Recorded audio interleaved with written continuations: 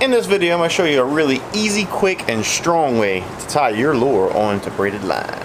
How you making, Bone Gang, and welcome back to the channel. If you've been here for a while and you haven't subscribed, well, I don't really know what you're waiting for, but if you're new here and you find any value in this video, and maybe you meander on around the channel, watch some other videos and you enjoy that, consider hitting that subscribe button and ringing that notification bell so you don't miss any of my uploads. But anyway, enough of that stuff, let's get down to it. Alright, so I'm not saying this is the only knot you'll ever need for braid, but it's the only knot you'll ever need for braid anyway. That's the only one I ever use. Excuse the yellow thumbnails, guys. Apparently that Dip and Glow scented chartreuse spray for fishing lures also dyes your thumbnails. But anyway, alright, so what we're going to do is we got our jig head here, we got our braided line right here.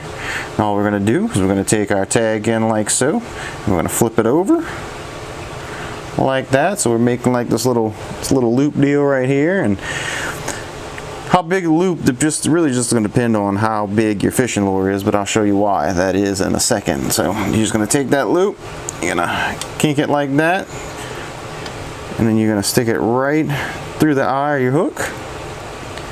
You're going to come out like this, and all you're going to do is tie basically an overhand knot. You're just going to come around like that, come around this way, send it through like so, and you go ahead and tie it, but you don't want to tie it all the way down. You just want to get it close to that eye right there so it don't get in your way. And then what you're going to do with this end, with this loop right here, is you're going to open up this loop and you're going to send your lure or your hook through the loop like that, just like that.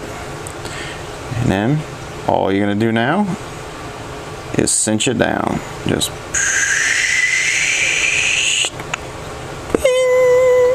and that's all there is to it.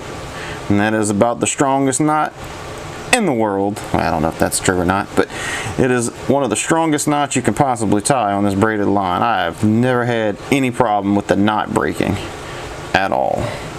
And then all you got to do is just clip off this extra excess. Use our handy dandy blade right there and just go snip it. Bam. And there you go, folks. That's what they call a Palomar knot. Alright, so when we tie in on a lure like the spinnerbait that doesn't have the little eye like the hook does, we're going to be doing pretty much the same thing. All you're going to be doing is you're going to double back, you're going to make your loop like that. But this time you're going to make it a little bit bigger because you're going to have to fit that whole lure through that loop once we tie our overhand knot. So what I'm going to do is I'm just going to make that big loop. We're going to put our spinnerbait right there over the loop. We're just going to let it sit right there in that little saddle, just like that. And then we're going to tie our overhand knot, come around, back through, and then we're going to cinch it down all the way to that so it don't move around.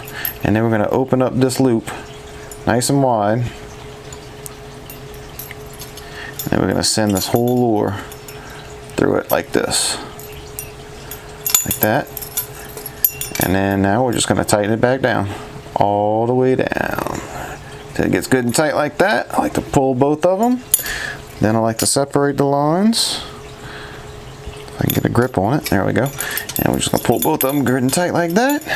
And then all we got to do is cut our excess off. Take our handy dandy packet knife. Cut that off like that. And there we go. That's how you tie that one on a braided line, on a spinnerbait. Ow, hooked myself. There you go.